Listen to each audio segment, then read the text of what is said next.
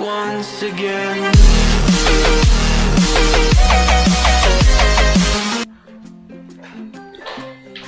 Assalamualaikum, waalaikumsalam. Ibu Ciko, ya. Di sini saya perawat privat saya yang bertugas pada pagi hari ini. Di sini saya akan melakukan tindakan perawatan, yaitu membantu ibu nafas dalam untuk batuk efektif agar mengeluarkan dahak yang ada pada tubuh ibu ya. Sekitar waktunya 3-5 menit. Nanti ibu nafas yang pertama dan kedua itu biasa, tarik nafas, tahan 2 detik, keluarkan, hembuskan lewat mulut.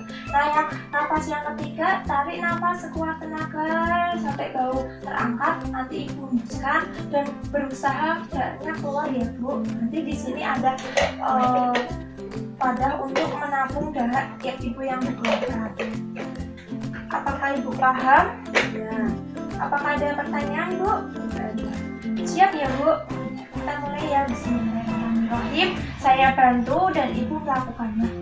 Tarik nafas, tahan 2 detik, 1, 2, hembuskan. Lagi, relax.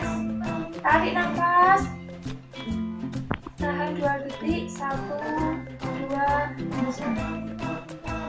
Nah, ini alat untuk nanti mengeluarkan dahaknya ya Bu. Kita mulai. Bismillahirrahmanirrahim. Allahumma rabbana si amin ilbasa isfi ambasari